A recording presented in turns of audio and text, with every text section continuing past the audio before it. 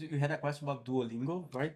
Yeah, and maybe I'm gonna get together with another question, because I think most people know some or examples of PLG for B2B companies like Slack. I think is the most famous one, but there are also companies that do that for B2C, and I'm not even sure if Duolingo is a good example of PLG. I would like to just to ask you. I know that they have a freemium version that we use, but I'm not sure if they use it in the best way.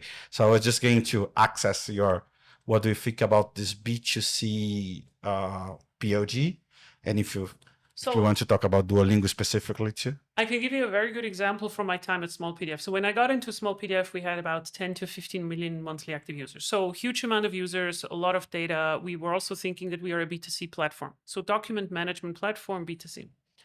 All known all around the world, everywhere. And our conversion rates were looking pretty good, right? So like we were thinking, okay, like we're a B2C company, we have this many users and we have 100,000s of paying customers. And the problem is we thought that we are a B2C company, but when you talk to the paying customers, you figure out, oh shit, we are actually selling into B2B companies. They're micro companies, but most people are using this stuff at work.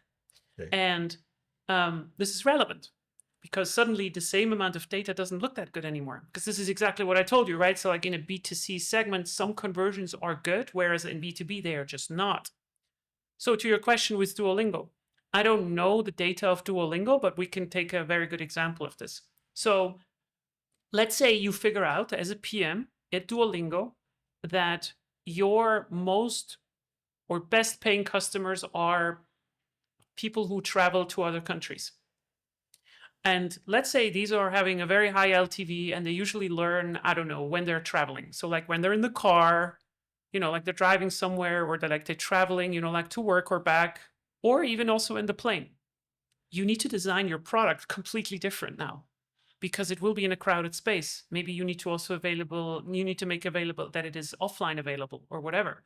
But it really depends on who do you focus on. It's not about learning a language. It's about learning a language for group so-and-so.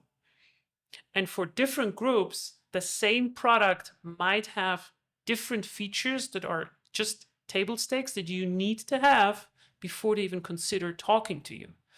And this is why I cannot tell you whether Duolingo is successful and they have good numbers, of course, but it really depends on to which customer group that they serve. But you might be surprised sometimes that identical products are just serving different customer groups, completely different. So a good example is also Small PDF is more in the micro business area. So, companies with 10 employees or less, whereas Foxit, who has not an identical product, but they're also, it's a desktop application where you can process PDFs. They are serving enterprise customers. So the pricing is different, the handling is different, the value proposition is different, the external features around it, with compliance and everything is completely different, even though the core product is roughly the same. And this is why it is so important that people should not just judge a product by the product, but by who do they actually sell to. And before you know this, you don't know anything.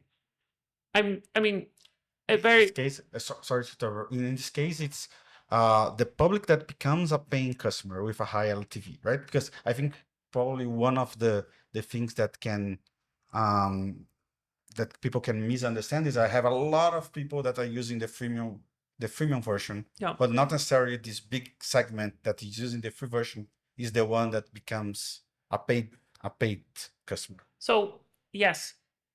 And this is a great example from the story of Twitch. Twitch started as Justin TV, and it had a ton of users, but there was a very small segment that really wanted to use this platform, even though it was not made for them. And that was the gamers. And they asked constantly hey, can we stream games? Can you up the quality? Because Justin TV, I think, was at the start just a platform about following Justin around here. And once they started to notice this also in the data, then they started to focus their product on this, and they said oh, this is actually a segment that could work if we really figure it out. So they made them happier, they increased the resolution, they made it possible to sponsor stuff, and the rest is history. So This is something where you just like, sometimes if you have a lot of data, it's possible that the money is in very few people.